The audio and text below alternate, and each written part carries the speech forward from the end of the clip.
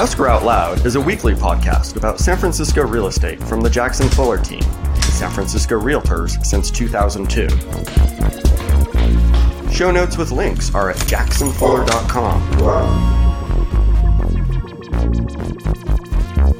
Interstate 280 connects San Francisco and Silicon Valley. It's a beautiful drive that roughly follows the San Andreas Fault, and along the way is a delightfully quirky home with the backyard easily visible to the freeway. It was built in 1976 by William Nicholson in organic flowing shapes made possible by sprayed concrete. Over the years, it acquired the nickname the Flintstone House and a place in the hearts of Bay Area commuters. If you've ever lived in San Francisco, you've heard of Angela Alioto. Her father was San Francisco's mayor from 1968 to 1976. She's perhaps even more accomplished, serving 2 terms and as board president for the San Francisco Board of Supervisors, where some of her legislative wins included taking on big tobacco and fighting for increases in AIDS and HIV services and support during the late 1980s and early 1990s. In addition, she is a civil rights attorney, and in 2001 won the nation's largest civil rights verdict, $135 million, against IBC Wonderbread for their discrimination against African American men. Why has the major civil rights litigator taken up the case of the Flintstones home? Listen into our conversation with Angela Alioto to find out why.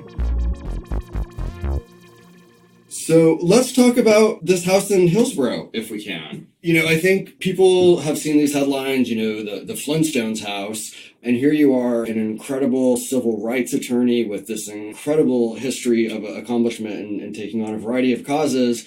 So how did this come to be? It sounds like something that's kind of like such a lighthearted, funny topic. Well, it is, in the sense that discrimination law is very fact-intensive. It's very difficult. And I normally don't do anything but discrimination. Basically, 80% of our law practice is employment discrimination, and the rest is discrimination to customers or to the consumer. So you're right about that. But I have to tell you that what they've done to Mrs. Fang, who's been a friend of mine for 40 years, I've known her since I first ran for office in the 80s. What they've done to her is just unconscionable, and it's like the First Amendment doesn't exist for them, especially if you're Chinese. And I think that's really apparent as to what has gone on here. The permit investigator who went out to her house to do a closure of the permits that she'd gotten for her driveway and her retaining wall, while he was there, he just decides to walk in the garden. And when he sees these statues, the dinosaurs and the rhinoceros and the giraffe, when he sees these and the mushrooms, they do a stop order. What happened to the First Amendment? This is her garden. No neighbor complained. That's essential to understand, because they're saying what she didn't do was get reviewed by neighbors. There's no neighbor who has complained. It was the inspector who went out that day, who has a history of telling people in Hillsborough that to be in Hillsborough, you need to be able to speak English. So, as a consequence, I am taking this head on and plan on filing a countersuit against all of them for the First Amendment violations and for other violations, both federal and state. So you answered one of the questions that's been lingering for me about this is how this all got started. And I was wondering if it was, a neighbor complaint or something, but the fact that she had pulled a permit for work on the property, and then the inspector just decided to help himself around to the rest of the property and decided he didn't like it for whatever reason. Her backyard that nobody can see unless you're driving on 280. Exactly. And this is, on the one hand, it's Hillsborough. Yes, it's a very expensive enclave, but at the same time, this is a lot that faces I-280. Right. So it's not like it's the prime Hillsborough lot here, first of all. And 280 loves it. It's the Flintstone house. It's one of my first memories of driving on I-280. It's got a reputation. Right. And a good reputation. So the dinosaurs, to be clear, have never actually bothered anyone. It's not like they've been barking at all hours of the night or, waking people up in the morning. Dinosaurs haven't caused a problem. No, and neither have the mushrooms. That's good. I'm glad. I kid you not, Matt. They want her to color the mushrooms. They're too colorful. They want them brown. It's like, excuse me? You're coming into my backyard and telling me that either I remove the mushrooms or I paint them a color that you have decided. Imagine if we made that applicable to everybody's home, that we could only have what some specific planning inspector decided was right or wrong. It's a scary concept. It's an incredibly scary concept. Has the city actually said what they want? I mean, specifically, like, do they just want modifications? Do they want more permits pulled? Or is this all just a pretext for we're going to do whatever we have to do to make this go away? They want all dinosaurs and other animals and mushrooms and Fred and Betty and Wilma and Barney and Dino removed. So under the auspices of, like, health and safety? I mean, like there is no auspice. The auspice is, this is Hillsborough. This is not bedrock. That's exactly what the lawyer said to Inside Edition yesterday. This is Hillsborough. It's not bedrock. I know. I noticed that you don't even have anything to say. It's like, come on, is this America? Well, as I was researching a bit for this, Hillsborough, the community of Hillsborough, has an architectural review design set of guidelines. And there's actually a rumor that this house, when it was originally built, was the inspiration for creating this set of design guidelines. Any truth to that? That's absolute history. That's absolutely true. Once this house was built, once the architect did this house, he's a very famous architect. He will be at our press conference on Thursday. Yes, William Nicholson, correct? Yeah. Yeah. And once it was built, they created this design committee to make sure another one's not built. See, I question that. There's nobody that's ever sued over that issue, which brings up the other issue. Which is? The lawyer said yesterday, what if the people next door to me want to do a Jetson house? Well, if that's really a possibility, then this is the United States of America. And if it's in their backyard, they have a First Amendment right to do whatever kind of yard art that they want to do. This isn't Russia. This isn't China. This is the United States of America, where you can have the art that you want. And perhaps we would all do just fine if we were to pay more attention to the art in our own yard and worry less about the art in the neighbor's yard. Just perhaps. Well, that's true. But, Matt, none of the neighbors have complained. I want to stress that over and over. As a matter of fact, the only neighbor that can even remotely see the front yard and cannot see the backyard loves the house. So everyone loves this house except for, apparently, the city of Hillsborough planning department. The architectural design guidelines call for, number one, consistency of style. And I quite frankly think that your client has dinosaurs and the Flintstone House nailed. That's great. I love that. Historical accuracy, point number two. I think that, historically correct. High quality materials. From what I've read, nobody skimped out on doing these dinosaurs. They sound like pretty solid animals. And number four, honesty of materials. Now, this is where I think we might have an issue, because I don't know if those are like honest dinosaurs, but I think it's pretty close here. He's another very famous artist in Half Moon Bay. As a matter of fact, here in Sonoma, where I am right now, just down the road in Kenwood is another huge nursery that sells his art, and they're very big. They're the size of trees, and they sell all over Napa and Sonoma and the wine country. It's the rusty steel art. You can't miss it. Yeah, he's all over the place, and actually he's in Italy too. But having said that, the honesty, this is art, okay? This isn't something anybody, I don't even want to say that, because somebody can have any kind of swing they want, or any kind of chair, or any kind of patio furniture. This is their backyard, and it's private property. I mean, they can't come in and say, I don't like your patio furniture. It's ridiculous. So it does pass all of the requirements that you just read. Absolutely. I mean, it meets the qualifications that were designed to prevent it from happening, which is, rather impressive.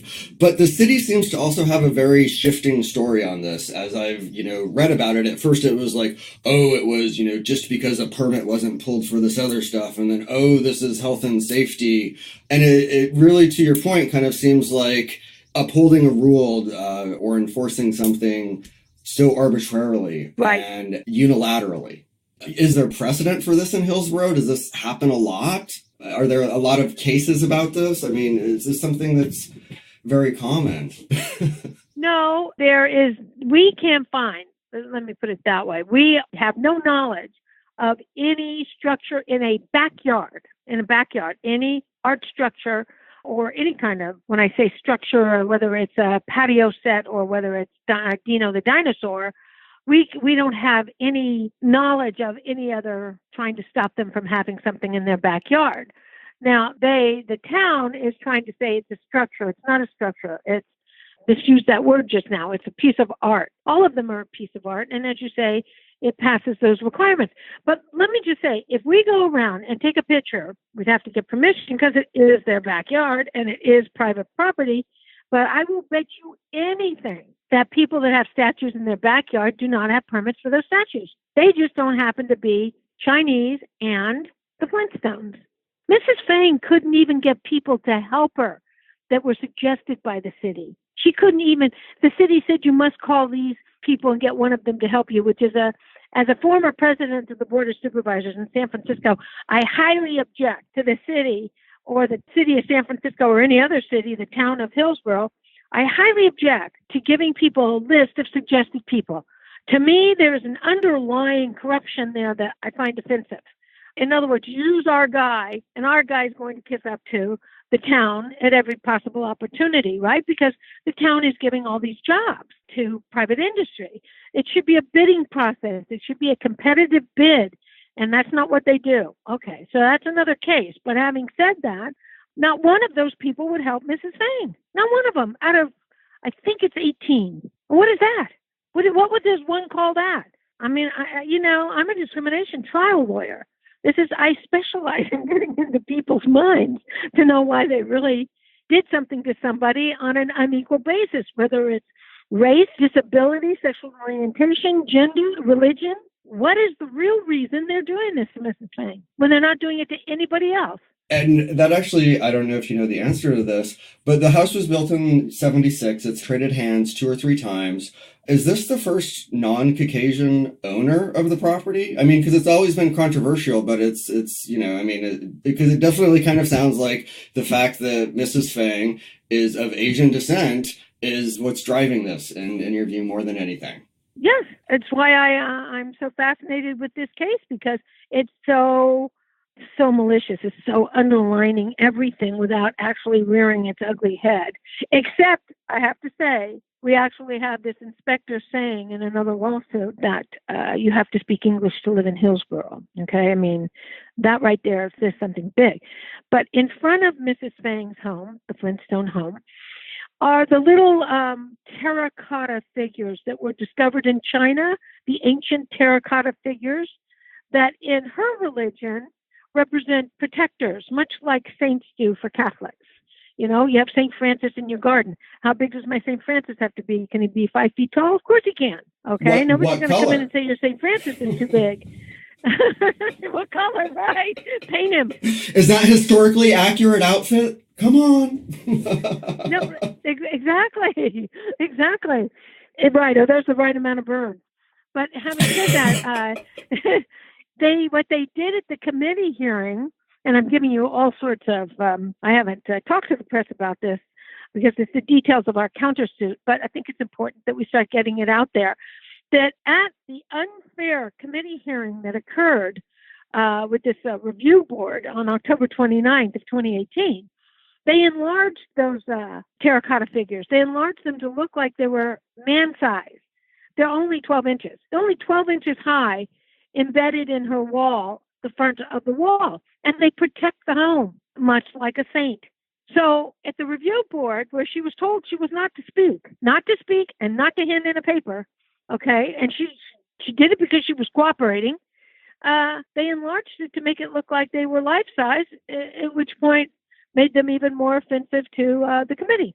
So there's discrimination in our society that's overt, and that is kind of the easiest thing to spot. It's what I think we all think of as racism. But then there's kind of what I call, I don't know if there's a better term for it, genteel discrimination, which is what this sounds like, where clearly someone appears to be being treated differently, but no one will even give you the actual courtesy of why. Yeah.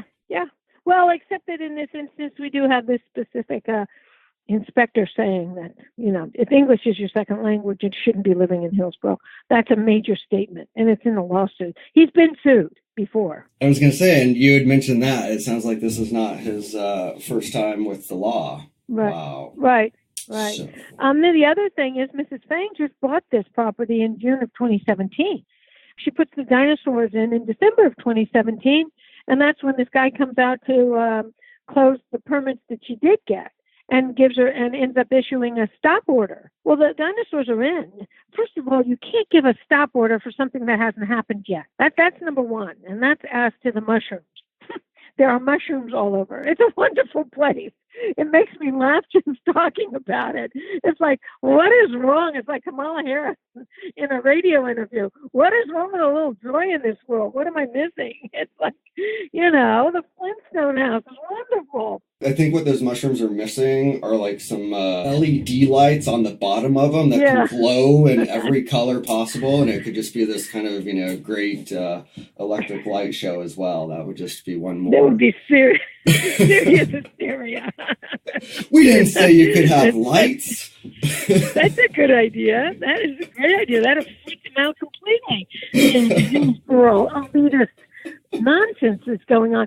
I have to say that I believe homeowners in Hillsborough do not agree with this. They do not agree with it. Everybody knows nobody can see this home. It's not from the street.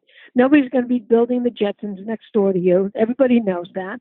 And everybody understands property rights. And I honestly have to say that I am so surprised to see this story having popped up after your client purchased the home. When it was on the market, my biggest concern was someone was going to come along and wreck it.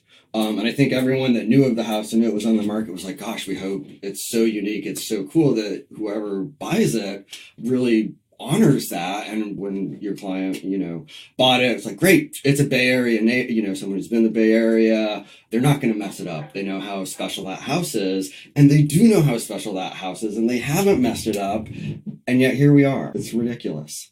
Well, the interesting thing, and I love how knowledgeable you are on the topic of this home. I love it because it's really important to have that background and understand how wrong what they're doing to her is. If you can believe this, she wasn't there 2 months when the director of planning, who is also a participant in these stop orders, one-on-one participant, recipient witness called, and in fact, probably a defendant, told her, if you want to tear it down, I'll get you the permit.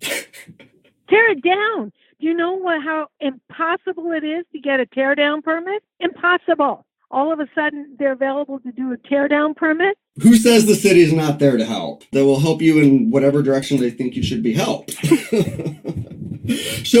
Whatever direction they think you should be helped. Exactly. Have you ever offered to take the Hillsborough planning folks up to San Francisco and Pacific Heights, one of our most expensive neighborhoods, where there's a statue of a robot with a large appendage in the front yard of the property, and yet everyone here seems to be okay and no one's property value's been damaged and everyone's safe?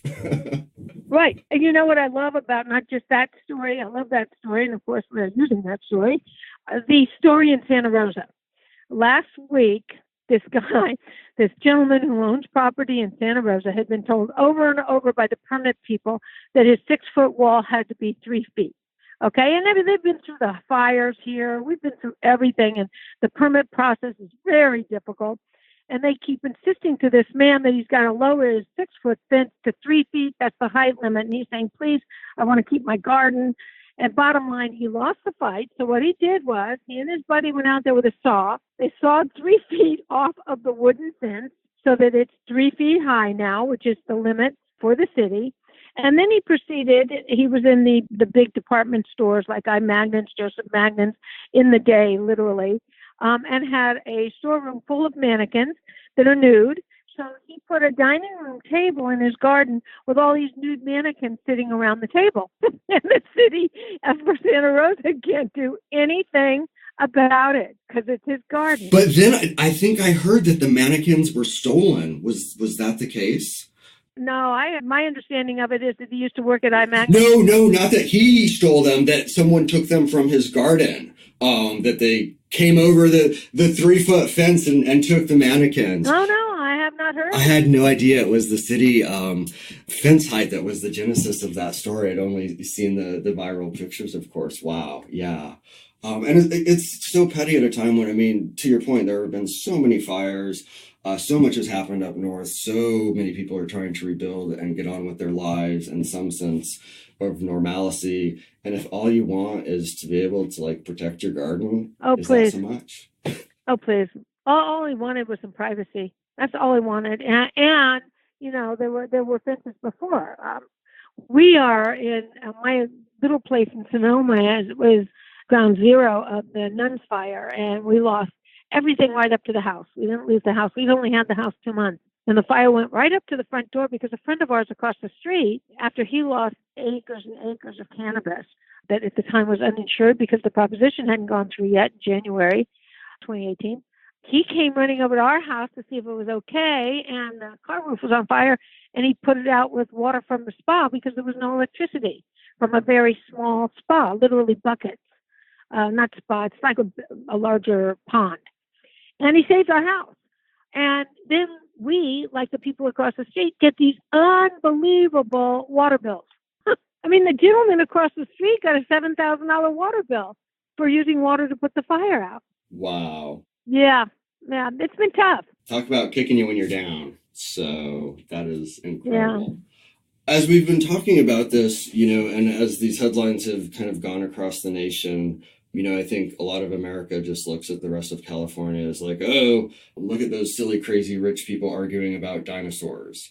But I think that the fact that you were willing to get involved in this case means that you think this is, you know, a lot more than a silly case about dinosaurs. So to the rest of us that don't have dinosaurs or live in Hillsborough, what do you really, at the end of the day, think this is about? And why did you get involved? Well, you know, I've spent a large part of my life, literally in the last 35 years, attempting to address it as best as I could. And with Mayor Gavin Newsom, Gavin and I had a 10-year plan to end chronic homelessness. I've been working in the homelessness arena, both locally, statewide, and nationally for years and years and years. And I believe there is a remedy. I absolutely believe it's permanent supportive housing. Along with that, I did many of the health laws because I was chair. Harry Britt appointed me my first month in office, appointed me to the Health Commission in the middle of the HIV epidemic. And as such, we did some formidable legislation when it comes to health. So I'm intrinsically tuned into health issues also. And of course, my husband died of stomach cancer when I was 36, and they had given him marijuana, and it was UCSF had given him marijuana. And in August of 1990, they took it away from him, and he was no longer able to come downstairs and have dinner with our 4 children. So he died a month later, and it put me in the position of being, you know, an elected official going out and getting marijuana, which I did for many of the drugs for the HIV epidemic anyway. At that point, we did the best we could with some strong opposition. So all of this is to let you know my background in healthcare, in homelessness, in things that matter to the heart also. And Mrs. Fang has stories and letters and booklets from people that would break your heart. One of them is a gentleman whose wife was having chemotherapy, and they would drive from the peninsula up 280 to the chemo. This makes me very emotional because it just goes to show what it means to people. And when his wife passed away, he now goes and sits there to be with his wife and looks at the Flintstone House because it's something they enjoyed so much together. Another little girl who has cerebral palsy. I mean, she has request after request from people who have very serious illnesses, asking to not only be able to see the house, but telling her what joy it brings to them when they're driving up to San Francisco and how they just can't wait to see what she's done now. So Mrs. Fang spends an hour or more on these stories that mean the world to her, that people who are that sick. You know, Mrs. Fang lost a son when he was 32 years old, and another son had a brain tumor. This is close to home. She's 85 years old, and she loves bringing joy to people. And so that was enough for me. even though I don't do real property law, I am going to become an expert in this. I'll tell you that. It's so much easier actually than what I do. But yeah, the idea that they would rain on that parade is so unacceptable to me, merely because they're rich people. Taking up the cause of fighting for joy in 2019, I think that probably sums up 2019 better than anything. And thank you for taking on that fight. Thank you. For whimsy and joy. And thank you to your client for keeping the house so real and authentic. It's an amazing property. And thank you, Angela, for taking time out of your incredibly busy schedule to talk with us about all this today. Well, it's my pleasure, Matt. And I, again, love the fact that you know the history. That's just wonderful. And I hope you stay in the loop and join in whenever we have press conferences. We are going to have one at the Flintstone House on Thursday at 11 o'clock. As you know, this is worldwide attention to this, because I think the world is in such need of joy. I really do. It sounds corny, be that as it may. I think the world just loves talking about Fred and Wilma and Betty and Barney. They love it. Because, I mean, honestly, who did Fred and Wilma and Barney do wrong ever, right? Ever. They're just the good characters, you know, from a simpler time when you pedaled your car with your feet. Right. You know, an interesting side note here is when I was 11 years old, I entered the contest. I was also doing rodeos at the time. I entered the contest to name Pebbles. I lost, and I can't. So Matir keeps asking me what was my name, and I can't remember what name I sent in. But I know I was devastated when I thought Pebbles was a great name, but I was devastated that my name didn't make it. Pebbles and Bam Bam. Yep, Pebbles and Bam Bam. That's right. And Bam Bam's adopted. I love it. And Fred helped Barney pay for adopting Bam Bam. You know, it's great stuff. That is so awesome. My daughter is adopted, and I did not know that one of the Flintstone kids was. Learn something new in every podcast. Yeah. Bam Bam's adopted, and Fred helped him pay for the adoption. And he kept it secret from Wilma because he doesn't want to be a softie in front of Wilma. Fred would never be a softie. Fred would never be a softie. It's what gets him in trouble half the time. That's right. Okay, Matt, it's been really wonderful talking with you. I've got to get back to preparing for this case, the legal part of it. But it's been great talking to you and great reminiscing, too. All right. Thank you so much for your time, Angela. Okay, be in touch. Escrow Out Loud is a weekly podcast about San Francisco real estate from the Jackson Fuller team, San Francisco Realtors since 2002. Show notes with links are at jacksonfuller.com.